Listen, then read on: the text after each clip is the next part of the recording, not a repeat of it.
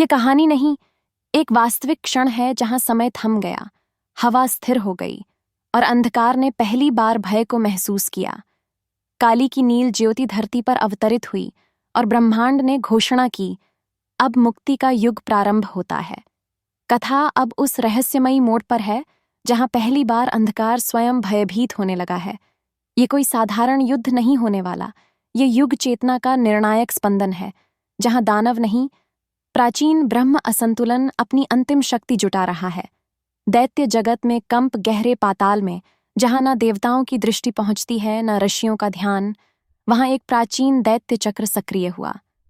यह कोई दैत्य राजा नहीं था, यह आदि असंतुलन की शक्ति थी, जो तब जन्मी थी जब सृष्टि की पहली धड़कन से पहले अंधकार ने स्वयं को स्वतंत्र सत्ता घोषित कर दिया था।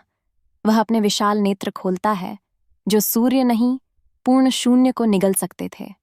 वह बोला, जिस शक्ति ने मुझे बांधा था वह अब धरती पर विचर रही है। काली स्वयं अवतरित हो चुकी हैं। उसकी आवाज सुनकर पूरे पाताल में अग्नि फूट पड़ी और सभी दैत्य एक साथ गर्जना करने लगे। हमारा अंत निकट है। साधक की चेतना में पहला युद्ध संदेश धरती के गर्भ में खड़े साधक के भीतर अचानक एक कंपन उठा। वह कोई बाहरी आवाज नहीं थी, वह काली का युद्ध संकेत था। सुन पुत्र, प्रकाश को कभी युद्ध नहीं करना पड़ता। भविष्य स्वयं उसके आगे झुक जाता है, परंतु जो अंधकार स्वयं को अनंत मान चुका है, उसे केवल नष्ट नहीं करना, उसे मुक्त करना आवश्यक है। साधक ने नेत्र खोले। उसकी आंखों में अब मानव दृष्टि नहीं थी। वहां दो ब्रह्मांड एक साथ जल रहे थे। पहली ऊर्जा मुठभेड़ उसी क्षण धरती के ऊपर आकाश फट गया। एक भीषण अदृश्य कराह उठी। लोगों ने कुछ देखा नहीं, पर हर हृदय में कंप उठा, मानो किसी ने आत्मा के द्वार पर चोट की हो। वही दैत्य सत्ता अब ऊपर की ओर उठ रही थी। साधक ने हाथ उठाया, पर इस बार कोई मंत्र नहीं बोला गया। मंत्र स्वयं उसके नाड़ी सूत्रों में प्रकट हुए। ओम क्रूं काली महाकाली भूत प्रेत विनाशिनी मम चेतनाय प्रवेशय स्वाहा। जैसे ही मंत्र उठा, धरती के ऊपर नील अग्नि का एक महाचक्र फैल गया। दैत्य पहली बार प्रकट होता है, वह छाया के रूप में नहीं आया, वह अदृश्य शाप के रूप में आया, जो मनुष्यों के हृदयों में भय के रूप में छिप जाता है। लेकिन जैसे ही उसने धरती पर कदम रखा, नील अग्नि ने उसे घेर लिया। अदृश्य सत्ता चीत्कार कर उठी, यह कौन सी ज्योति है जो भय को जला देती है? उसी क्षण साधक बोला, नहीं। मां ने साधक के मुख से उच्चारण किया, यह युद्ध नहीं, तेरी मुक्ति का क्षण है। काली की ज्वाला तुझे निगलेगी नहीं, तुझे तुझसे मुक्त करेगी। कथा अब उस दिव्य क्षण में प्रवेश कर रही है जहां विनाश नहीं, मुक्ति होगी। ये पहला ऐसा युद्ध है जिसमें कोई हथियार नहीं उठाया जाता, क्योंकि यह युद्ध अज्ञान के विरुद्ध है, न कि अस्तित्व के विरुद्ध।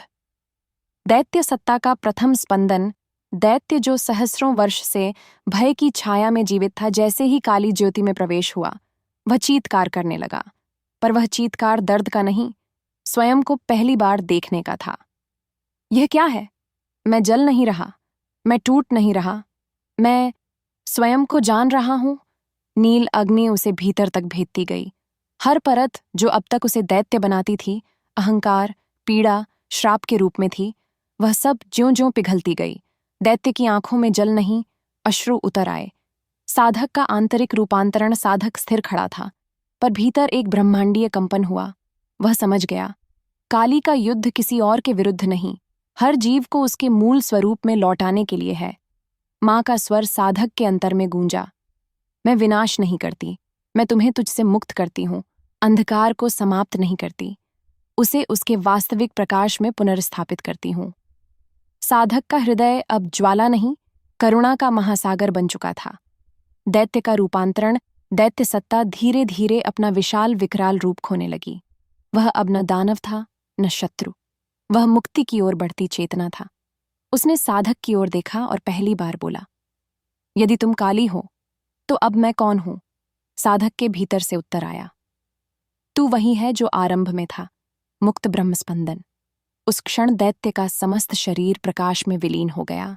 वह मरा नहीं, वह परम चेतना में पुनः समाहित हो गया। यह पहला ब्रह्मांडीय रूपांतरण था। आकाश की घोषणा स्वर्ग ने उद्घोष किया। युग परिवर्तन केवल अधर्म के नाश से नहीं, चेतनाओं के रूपांतरण से होता है। काली ने पहला कर्तव्य पूर्ण किया। धरती का हृदय नील से स्वर्णिम होने लगा।